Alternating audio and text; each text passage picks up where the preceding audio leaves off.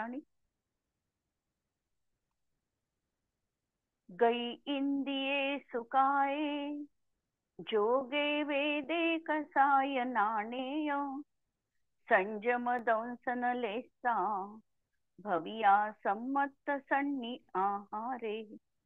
गुणजीवा पज्यती, पाना सन्नाय मग्गणा ओय. उव ओगो वियकमसो, विसंतु परुवणा भणिया. छाणाविय पज्जाविय, जाय कुलकोडी संजू आसव्वे. गहनादियेण भणिया, कमेण 24 ठाणानी. अंतिम शासन नायक 1008 भगवान महावीर स्वामी की जय. द्वादशांग श्रुतदेवी की जय. स्वाध्याय कक्ष संपेपर्यंत आपणा सर्वांना चतुर्विध आहाराचा त्याग असणार आहे. 24 ठाण चर्चा आपण बघतो आहे आणि कषायांचं प्रकरण आमचं बघून झालं आणि ज्ञान मार्गणेकडे आम्ही वळलेलो आहे. ज्ञान मार्गणेमध्ये पहिल्यांदाच आम्हाला सांगितलं की ज्ञान मार्गणेचे भेद किती आहे, किती ज्ञान परोक्ष आहे, कोणतं ज्ञान प्रत्यक्ष आहे, कशाला प्रत्यक्ष ज्ञान म्हणायचं, देश प्रत्यक्ष, अवधी ज्ञान आणि मनपर्य ज्ञान, आणि सकल प्रत्यक्ष, केवल ज्ञान, सकल प्रत्यक्ष. जे 5 इंद्रिय आणि मनांवर अवलंबून असतं, म्हणजे उपात्त रूपाने इंद्रियांवर आणि अनुपात्त रूपाने बाकीच्या बाह्य पदार्थांवर जे ज्ञान अवलंबून असतं ते परोक्ष ज्ञान आहे.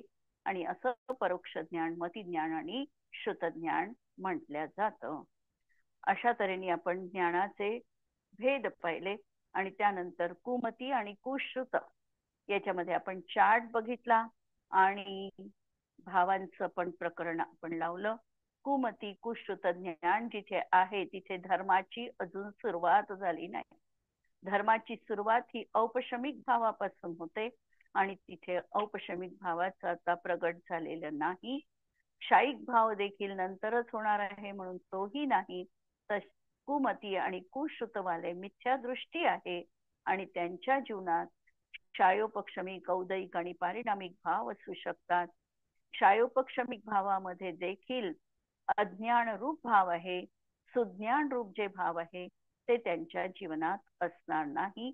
भावांचं प्रकरण आपण काल बघितलं. आता प्रश्न आहे, मती अज्ञान किंवा कुमती ज्ञान किसे कहते है. कुमती ज्ञान, मती ज्ञान कुरूपाचं आहे आणि कुरूप असताना म्हणजे योग्य न जाणता विपरीत जाणणं जे आहे, पदार्थाचं सत्य स्वरूप न जाणता अयथार्थ स्वरूपाला मांडणं, अशा प्रकारचं जे विपरीत अर्थाला ग्रहण करणारं ज्ञान आहे ते अज्ञान म्हणा, कुमती ज्ञान म्हणा किंवा मती अज्ञान म्हणा.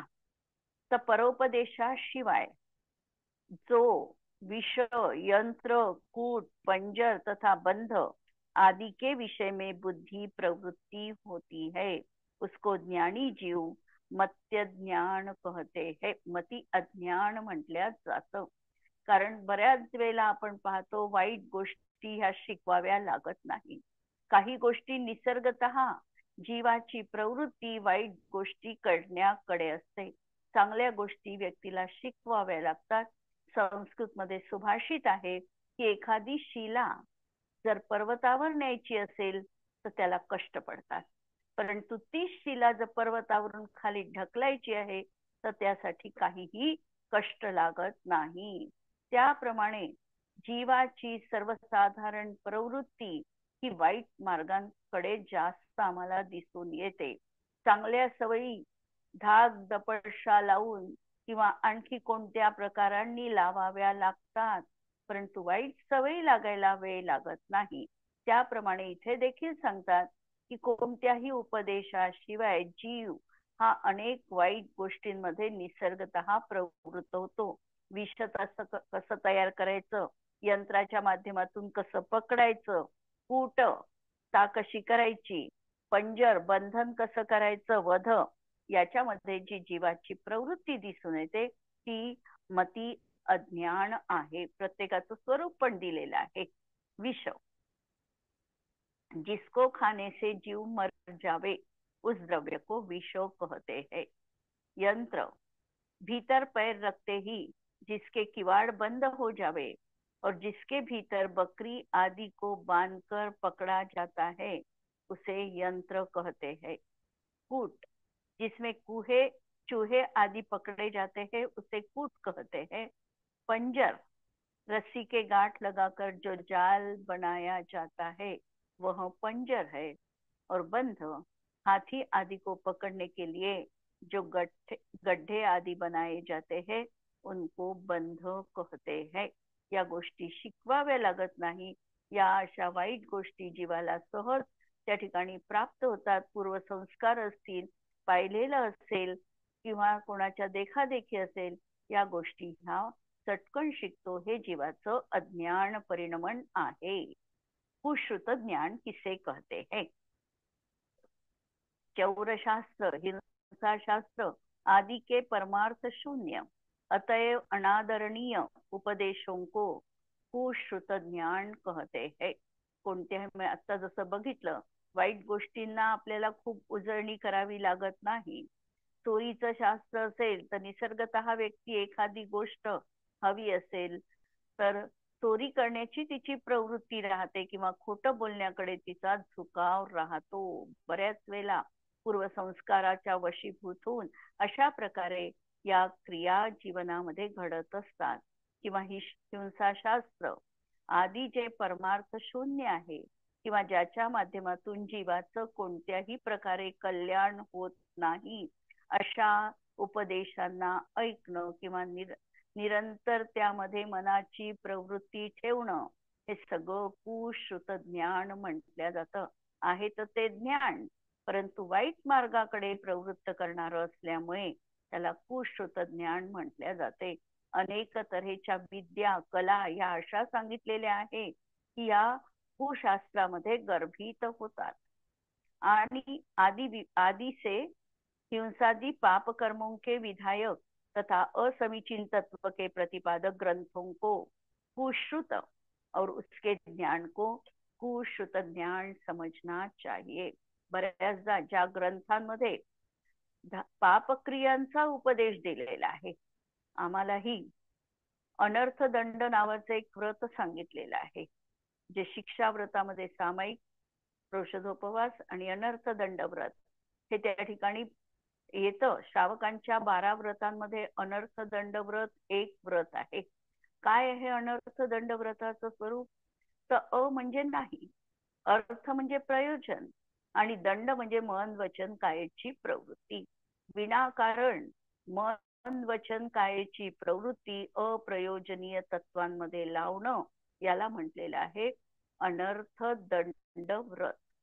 तर बऱ्याच वेळेला याचे 5 भेद सांगितलेले आहेत.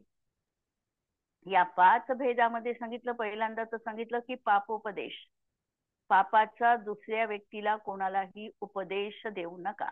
जसं एखाद्याला सांगितलं की तू एखादा असा धंदा कर की ज्याच्यामध्ये पापाची बहुलता आहे, त्या धंद्याचा उपदेश देणं, हे झालं पापोपदेश. दुसरं सांगितलं हिंसादान. हिंसक वस्तू ज्या आहे, सुरी आहे, माचीस आहे, चाकू आहे, तलवार आहे, अशा ज्या हिंसा ज्याच्या माध्यमातून घडू शकते, अशा वस्तू कधीही दानात द्यायच्या नाहीत. आणि दिल्या तर ते हिंसादान अनर्थदंड व्रत तो आहे. कारण त्याच्या माध्यमातून जर एखाद्या जीवाला दुखापत झाली, एखाद्या जीवाचा विघात झाला, तर त्या देणाऱ्या व्यक्तीला देखील त्याचं पातक काही पर्सेंट लागतं. जसं मंदिरात जर एखादी प्रतिमा आपण प्रतिष्ठित केली तर जितके काही लोक त्या ठिकाणी भगवंतांच्या दर्शनाला येतील, त्याच्या काही पर्सेंट पुण्य हे त्या प्रतिमा दान देणाऱ्या व्यक्तीला लागतं. त्याप्रमाणे हिंसेमध्ये देखील समजायचंय की हिंसेचं दान केलं आपण त्या हिंसा उपकरणाचं, तर त्याच्या माध्यमातून जर एखाद्या जीवाचा घात घडला तर त्याचं पाप देणाऱ्यालाही लागतं. म्हणून हिंसा दान टाळायला सांगितलंय. ते अनर्थ दंड व्रतामध्ये टाकलेलं आहे. नंतर पापोपदेश झालं, हिंसा दान झालं, अपध्यान झालं. अपध्यानामध्ये सांगितलं की आम्ही वास्तविकतः कोणत्याही जीवाचं चांगलं किंवा वाईट करू शकत नाही. आणि असं असताना देखील केवळ असूयेपोटी किंवा एखाद्याच्या विषयी आमच्या अंतःकरणात द्वेष आहे म्हणून त्याच्याविषयीचं वाईट चिंतन करणं, की त्याचं असं वाईट हो, त्याला अशा प्रकारचं प्राप्त न हो, अशी जी काही मनाची वृत्ती आहे ते अपध्यान नाही. वास्तविकतः प्रत्येकाचं भवितव्य हे प्रत्येकाच्या स्वाधीन आहे. आमच्या चिंतन केल्याने किंवा आम्ही विकल्प केल्याने समोरच्या व्यक्तीमध्ये काहीही फरक पडत नाही, ही वस्तुस्थिती आहे. पण अपध्यान करून आम्ही आमचंच नुकसान करून घेतो आणि म्हणून अपध्यानापासून देखील दूर राहायला सांगितलंय.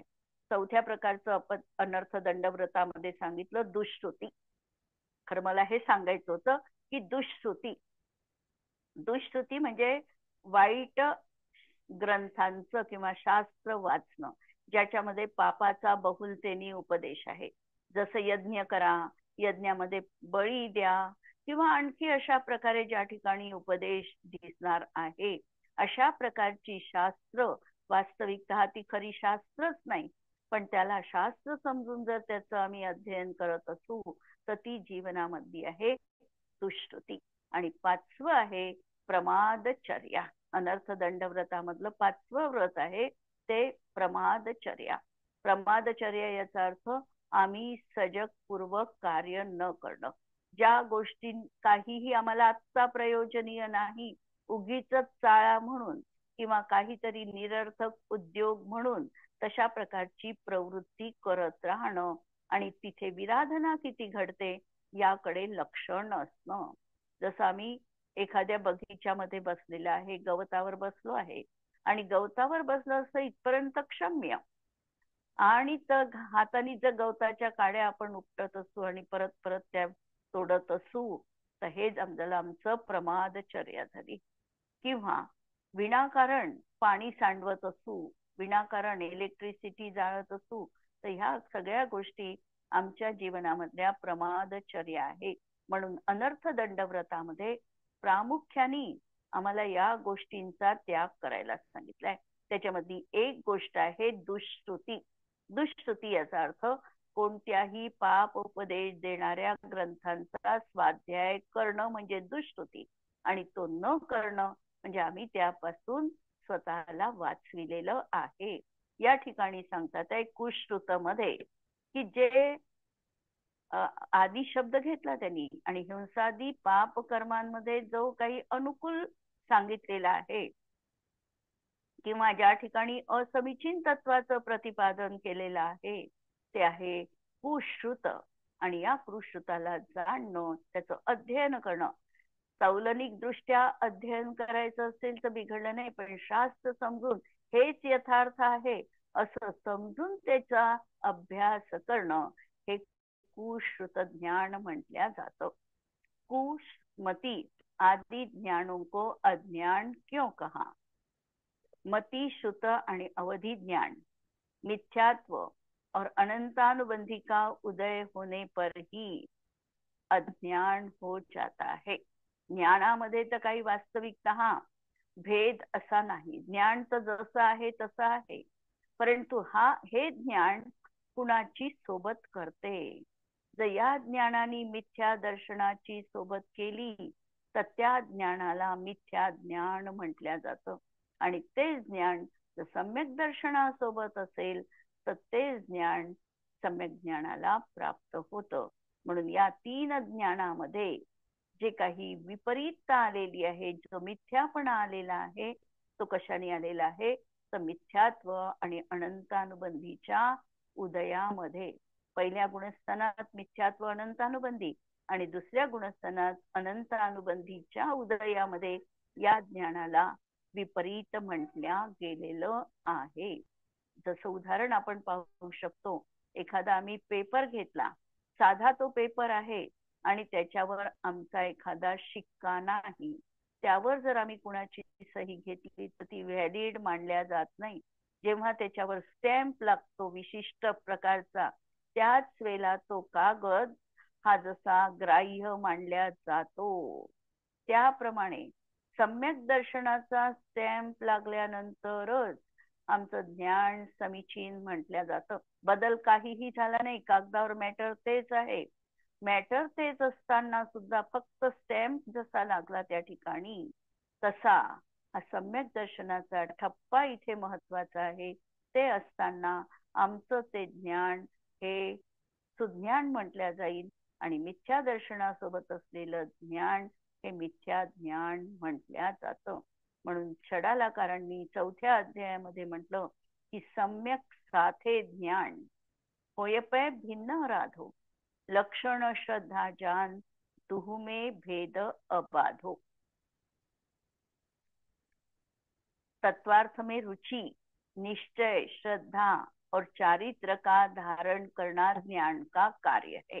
ज्ञानाने वास्तविकता हा करायला काय पाहिजे, तर रुची असायला पाहिजे, म्हणजे आवड असायला पाहिजे, इच्छा असायला पाहिजे, निश्चय करायला पाहिजे, म्हणजे निर्णय करायला पाहिजे. ज्ञानाचं महत्वाचं कार्य आहे तत्व निर्णय करणं. आम्ही तत्व शिकलो, पण तत्वाचा जर आम्ही यथार्थ निर्णय करू शकलो नाही तर अजूनही आम्ही यथार्थ श्रद्धेपर्यंत पोहोचलो नाही. म्हणून ज्ञान ते कार्य करणार आहे. यथार्थ निर्णय करण्याचं कार्य ज्ञान करणार आहे. कारण श्रद्धा गुण निर्विकल्प आहे. श्रद्धा निर्णय करायला समर्थ नाही. ज्ञानाने जो निर्णय दिलेला आहे तो निर्णय श्रद्धा स्वीकारते. म्हणून निश्चय, निर्णय करणं स्वरूपाचा, नंतर श्रद्धा आणि चारित्र हे धारण करणं हे ज्ञानाचं कार्य आहे. आणि हे कार्य मिथ्या दृष्टी जीव करत नाही आणि म्हणून त्याचं ज्ञान अज्ञान म्हटल्या जातं. रुची म्हणजे इच्छा प्रगट करणं, निश्चय स्वरूप का निर्णय करना आणि श्रद्धा निर्णय से चलायमान न होना. श्रद्धेमध्ये काय आलेलं आहे की ज्ञानाने निर्णय दिला, निश्चय केला आणि श्रद्धा आता अविचलित राहिली, अडीग राहिली, चलायमान झाली नाही, डोलायमान झालेली नाही. हे श्रद्धेचं कार्य. आणि चारित्राचं कार्य आहे की जे काही आता ज्ञानाने सांगितलेलं आहे त्या ज्ञानामध्ये स्थिर राहणं हे चारित्राचं कार्य आहे. आणि हे सगळं ज्ञानाच्या माध्यमातून घडणार आहे. आणि म्हणून हे जर कार्य ज्ञान करत नसेल तर त्याला अज्ञान किंवा कुज्ञान म्हटलेलं आहे. क्या कोई ऐसा कुश्रुत ज्ञानी है जिसके चक्षु दर्शन नहीं होता. आता याचं उत्तर अपेक्षित आहे. असा कोणता कुश्रुत ज्ञानी आहे का की ज्याला चक्षु दर्शन नाही. कुश्रुत ज्ञानी हा कोणत्या इंद्रियापासून असतो, ऐकेंद्रियापासून प्रत्येक जीवाला कुमती आणि कुश्रुत ज्ञान असतच असतं असंज्ञी अवस्थेपर्यंत. त्यामुळे आता ज्याला चक्षुदर्शन नाही त्याला कुश्रुत ज्ञान असू शकतं का? असू शकतं. याचं कारण असं की एकेंद्रिय, द्विनेंद्रिय आणि तीन इंद्रिय जीवांपर्यंत चक्षु दर्शन असत नाही, परंतु त्यांना कुमती आणि कुश्रुत ज्ञान मात्र असतं. म्हणून एकेंद्रिय, द्विनेंद्रिय आणि तीन इंद्रिय जीवांना कुश्रुत ज्ञान असतं, परंतु चक्षु दर्शन मात्र त्या ठिकाणी असत नाही. यद्यपि 13वें 14वें गुणस्थान में भी चक्षु दर्शन नहीं होता, परंतु उनके कुश्रुत ज्ञान नहीं होता है. प्रश्न पुढचा, कुश्रुत ज्ञानी त्रस जीवों में कितने प्राण होते हैं. त्रस जीवांमध्ये प्राण कुश्रुत ज्ञानीला कमीत कमी प्राण पाहिले त्रस जीवांचे. त्रसजीव सुरू होणार द्विंद्रियापासून आहे. चार, चार पासून हा, चार, सहा आणि चार सात. प्राण राहतील. चार ना. द्विंद्रियाचे चार, मग हा तीन 5 असतील. हा, म्हणजे निवृत्त असे लावले. अपर्याप्तक अवस्थेच्या अपेक्षेने, निवृत्त अपर्याप्तक अपेक्षेच्या अपेक्षेने आणि हा पर्याप्तकाच्या अपेक्षेने निवृत्त अपर्याप्तक अवस्था लावावी लागेल ना. जर 4 प्राण आपण त्रसजीवाला कमीत कमी मानतो आहे तर अवस्था कोणती मानावी लागेल? निवृत्त अपर्याप्तक. आणि नॉर्मल अवस्था पर्याप्तकाची जर मांडली तर 6 प्राण लावावे सहा लागतील सहा द्विनेंद्रियाला. लावा. हा 6 लावावे लागतील. म्हणून या ठिकाणी कमीत कमी 4 प्राण निवृत्त अपर्याप्त किंवा लब्ध पर्याप्तक अपेक्षेने लावायचे आणि जास्तीत जास्त प्राण त्यांना 10 प्राण राहील पर्याप्तक अवस्थेत संज्ञी पंचेंद्रिय जीवांना. कुमति ज्ञानी पुरुष वेदी में कितनी पर्याप्तियां होती है. पुरुष वेदी असेल की स्त्री वेदी असेल पर्याप्तीमध्ये तर काही फरक पडत नाही. त्याच्यामुळे त्याला पर्याप्ती किती राहतील. कुमती ना, कुमती विषय कुमती कोणता, ज्ञानी कुमती पुरुषवेदी. कुमती हा पुरुषवेदी पुरुषवेदी म्हणजे असंज्ञी पंचेंद्रिय बघावं लागेल ना आपल्याला. पुरुषवेदी आहे तर असंज्ञी पुरुषवेदी पण संज्ञी पण राहू शकतो. नाही ना. हा संज्ञी तर हा आहे, असंज्ञी पंचेंद्रियापासून बघावं लागेल. हो असंज्ञी पंचेंद्रियापासून पाहावं लागेल. तर त्यांना कोणता प्राण कमी राहील. एक आता नाही प्राण नाही पर्याप्ती पर्याप्ती 5 पर्याप्ती. 5 पर्याप्ती. आहार शरीर इंद्रिय शरीर, श्वासोच्छ्वास भाषा आणि मन नसेल. मन नाही ना. मन नाही आहे त्यांना म्हणून मन पर्याप्ती कमी लावायची. म्हणून 5 पर्याप्ती असंज्ञी पंचेंद्रिय गर्भज यांना होते आणि सम्मूर्छन वाल्याला लावली तर पुरुषवेदी तो राहतच नाही म्हणून सम्मूर्छन पर्याय लागत नाही. म्हणून गर्भजवाल्यांनाच हा पर्याय लावतो आणि अधिक से अधिक त्यांना किती पर्याप्ती राहतील तर 6 पर्याप्ती राहतील. ठीक आहे. पुरुषवेदी घेतल्यामुळे त्या ठिकाणी गर्भज लावावा लागतो, असंज्ञी जीव पाहावा लागेल आणि त्याला 5 पर्याप्ती लावाव्या लागतील. क्या कुमति ज्ञानी मुनि के भी अविरति संबंधी आश्रव के प्रत्यय होते हैं. कुमति ज्ञानी मुनी आहे. द्रव्यलिंगी मुनी. द्रव्यलिंगी मुनी आहे. द्रव्यलिंगी मुनी असल्यामुळे त्यांना मिथ्यात्वाचे पण आश्रवाचे प्रत्यय राहतील आणि अविरती संबंधी देखील प्रत्यय राहतील. म्हणजे त्यांच्या कोणत्याच प्रत्ययांच्या आश्रवाचा अभाव झालेला नाही. कारण जर कुमती ज्ञानी म्हटलं तर त्यांचं गुणस्थान हे पहिलं आणि दुसऱ्या गुणस्थानाचा कालावधी कमी आहे त्यामुळे दुसरं गुणस्थान फार काळ टिकणारच नाहीये. तर जास्तीत जास्त पहिल्या गुणस्थानात ते राहतील आणि त्यांना मिथ्यात्वाचा पण उदय असणार आहे आणि अविरती म्हणजे असंयम म्हणजे किती चौकडीचा उदय असणार आहे तर अनंतानुबंधीचा तिथे उदय आहे. अनंतानुबंधीचा उदय असताना सगळ्याच्या 12च्या 12 अविरती त्यांच्या जीवनात असणार आहे. जेव्हा अविरती जातील तेव्हा पहिल्यांदा तर मिथ्यात्व जावं लागेल आणि नंतर अविरती जातील आणि 6व्या गुणस्थानातले मुनी असेल तर त्यांना किती कषाय नसतात. 12 कषाय त्यांना नसतात. मग त्यांना आपण अविरती किती लावू शकतो. 6व्या गुणस्थानात नाही लावायच्या अविरती. 0 लावावे. त्यांना 0 अविरती लावावी लागेल ना. 12 कषायांचा जर अनुदय असेल त्यांच्या जीवनात तर त्यांना अविरती राहणार नाही. म्हणजे अविरती पण 0 होईल आणि मिथ्यात्व पण त्यांना 0 होईल. कषायांच्या अपेक्षेने मग कषाय योग लावावे लागतील. म्हणून उत्तर पहा. कुमति ज्ञानी मुनि के भी अविरति संबंधी आश्रव के प्रत्यय होते ही है क्योंकि बाह्य में अहिंसा आदि का पालन करने से अविरति संबंधी आश्रव नहीं रुकता है. अविरति संबंधी आश्रव को रोकने के लिए 3 चौकड़ी कषाय के उदय का अभाव होना आवश्यक है. त्रस संबंधी अविरति से बचने के लिए भी 2 चौकड़ी कषाय का उदयाभाव होना ही चाहिए. जरी 5व्या गुणस्थानवरती त्रस जीवांच्या हिंसेपासून जरी त्याला विरत व्हायचं असेल तरी देखील अंतरंगात अनंतानुबंधी आणि अप्रत्याख्यान म्हणजे 8 कषायांचा उदय त्याला असावा लागणार नाही. म्हणजे अनुदय अपेक्षित आहे 8 कषायांचा. म्हणजे तेव्हा कुठे त्याचं 5वं गुणस्थान म्हटल्या जाते आणि 6व्या गुणस्थानात तर त्याला 12 कषायांचा अनुदय अपेक्षित आहे. कुमति ज्ञानी मुनि के तीनों ही अविरतियों का अभाव नहीं होता इसीलिए अविरति संबंधी आश्रयों का भी अभाव नहीं हो सकता है. नंतरचा शेवटचा प्रश्न. कुमति ज्ञानी जीव के 24 स्थानों में से किस किस स्थान के सभी भेद हो सकते हैं? 24 स्थानामधले कोणकोणते भेद त्यांना होईल? गती, 4ही गती राहतील. इंद्रिय, 5ही इंद्रिय राहणार आहे. काय काय षटकाईक पण आहे, षटकार वेद पण, वेद पण सगळे आहे, कषाय पण सगळेच सगळे असतात. आहे, सगळे भेद आहे. ज्ञानाचे भेद कमी आहे आता, नाही. कारण कुमती कुश्रुतच आहे, बाकीचे भेद नाही, म्हणून ज्ञानाचे सगळेच्या सगळे उत्तर भेद लागणार नाही. संयमाचे पण लागणार नाही, कारण एक असंयमच आहे.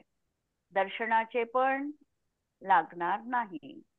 लेशच्या साही लागतील, भव्यत्व दोन्ही लागेल. सम्यक्त्वही साही नाही लागणार, दोनच सम्यक्त्व लागतं, मिथ्यात्व आणि साधन. म्हणून सम्यक्त्वाचे पण सगळे भेद लागणार नाही. संज्ञीचे पण पूर्ण, आहारक पूर्ण, गुणस्थानाचे दोनच, जीव समासाचे पूर्ण लागतील, पर्याप्तीचे पूर्ण लागतील, प्राण पूर्ण, संज्ञा पूर्ण, उपयोगामध्ये परत आता कमी, 2 आणि 2 4, ध्यान परत 8, आश्रवामध्ये पण 2 कमी, आश्रवामध्ये पण 2 कमी, आहारक द्विक होणार नाही. जातीमध्ये सगळे लागले आणि कुलामध्ये पण सगळे लागले. अशा तऱ्हेने हे भेद आपण 15 याच्यामध्ये सगळे लागले आणि बाकीच्या याच्यामध्ये लागले नाही.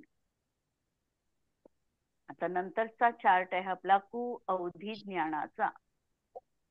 कुअवधी ज्ञान हे कुणाकुणाला असू शकतं, किती गतीमध्ये असू शकतं? अवधी ज्ञान 4ही गतीमधल्या जीवांना असू शकतं. तो जीव कसा पाहिजे? पण संज्ञी पंचेंद्रिय आणि पर्याप्तक पाहिजे इकडे. असा जीव असेल त्यालाच ते होणार आहे कुअवधी ज्ञान. आणि हे कोणतं राहील? गुणस्थान कोणतं राहील त्यांचं? समजा पहिलं दुसरं कुअवधी आहे म्हणजे पहिलं दुसरं गुणस्थान, पहिलं दुसरं गुणस्थान राहील. आपण कधी कधी तिसरंही लावलंय ना. कुअवधी ज्ञानात नाही, मिश्र लावलंय. मग अवधीमध्ये, कुअवधीमध्ये काय तिसरं गुणस्थान नाहीच होणार. कुठे कुठे मला असं वाटतंय आपण लावलंय. आपण तिथे तिसऱ्या गुणस्थान मिश्र ज्ञान म्हटलंय त्याला. कुमती, कुश्रुत, कुअवधी मिश्र ज्ञान म्हटलेलं आहे. ओके. हा. म्हणून गती किती राहतील? सगळ्या 4ही. इंद्रिय, पंचेंद्रिय, पंचेंद्रियच राहील. काय? रस काय? रस कायच राहील. योग 4 आणि 4 8, औदारिक आणि वैक्रिक, म्हणजे 8 आणि 10. मिश्र नाही. कुअवधी म्हणजे नसते ना याच्यामध्ये. कुअवधी ज्ञान आहे, म्हणून विग्रह गतीमध्ये किंवा अनारक अवस्थेमध्ये हे होत नाही. आता समजा नारकी जीवांचं भवप्रत्यय अवधी ज्ञान आहे. भवप्रत्यय अवधी ज्ञानाची नारकी जीवांना कुअवधी ज्ञानाची प्राप्ती कधी होते? भवप्रत्यय अवधी ज्ञान आहे. देवांचं पण भवप्रत्यय अवधी ज्ञान आहे आणि नारकी जीवांचं पण भवप्रत्यय अवधी ज्ञान म्हटलं जातं. पण या जीवांना मिथ्यात्व सहित असताना अवधी ज्ञानाची प्राप्ती त्यांना कधी होईल? नरकातच होईल, नरकात गेल्यावर. म्हणजे विग्रहगतीत नाहीये. म्हणजे जरी त्यांना विग्रह गतीमध्ये नरकायू किंवा देव आयूचा उदय सुरू झालेला आहे, तरी देखील अपर्याप्तक अवस्थेत किंवा अनाहारक अवस्थेत, हे लक्षात घ्यायचं, अनाहारक अवस्थेत किंवा अपर्याप्तक अवस्थेत त्यांना कुअवधी ज्ञानाची प्राप्ती असत नाही. त्या ठिकाणी गेल्यानंतर जेव्हा तो पर्याप्तक होईल त्यानंतर त्यांना हे भवप्रत्यय अवधी ज्ञान प्राप्त होतं. म्हणून तेवढा त्यांच्या आयुष्याचा काळ त्यांना अवधी ज्ञान त्या ठिकाणी असत नाही. क्लिअर? देवांमध्ये देखील तसंच लावायचं. जरी देवायुचा उदय सुरू झालेला आहे, जर सम्यक्त्व सहित तो जीव असेल तर मात्र पहिल्या समयापासूनच त्याला अवधी ज्ञानाची प्राप्ती होते. पण कुअवधी ज्ञानाची प्राप्ती विग्रह गतीमध्ये आणि अनारक अवस्थेत होत नाही. म्हणून या ठिकाणी औदारिक आणि वैक्रियक काय योग हे दोनच योग घेतले, मिश्र किंवा कारमाण काय योग लावलेला नाही. वेद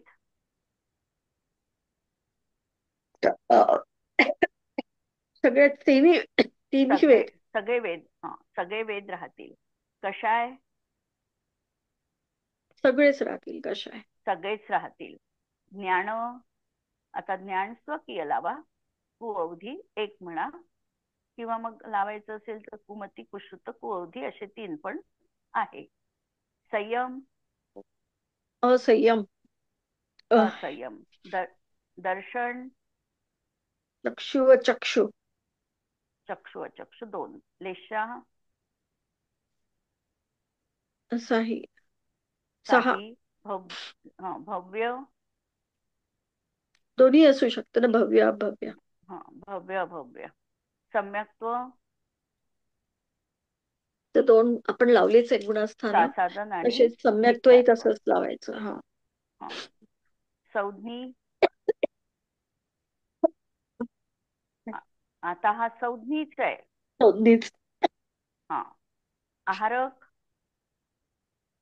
आहारकच कुअवधी आहे ना म्हणून. आहारक, आहारकच आहे. आता गुणस्थान मिथ्यात्व आणि 2, दुसरं मिथ्यात्व साधन.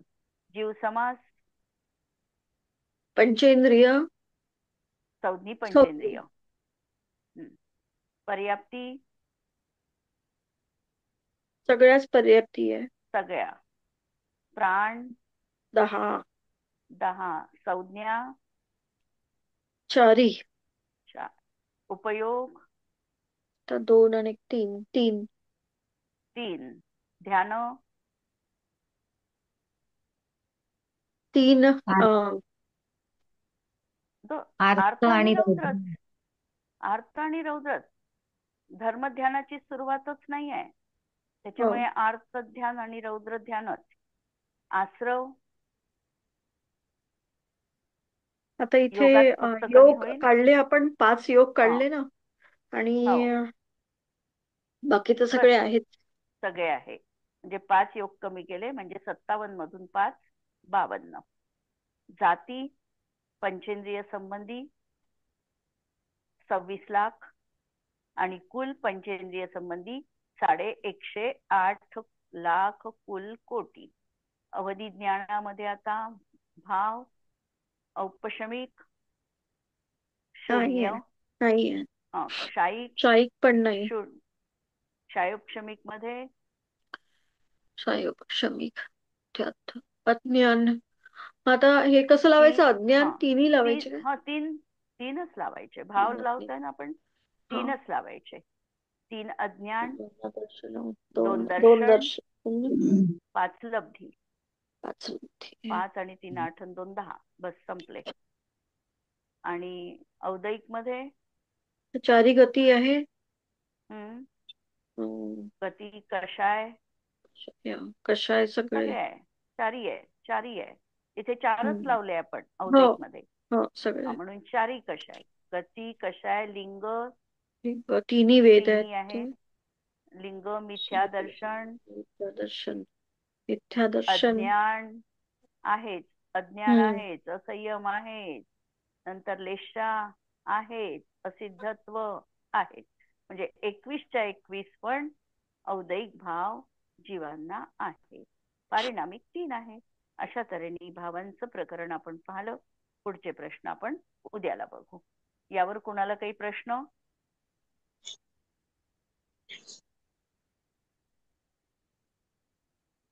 ठीक आहे.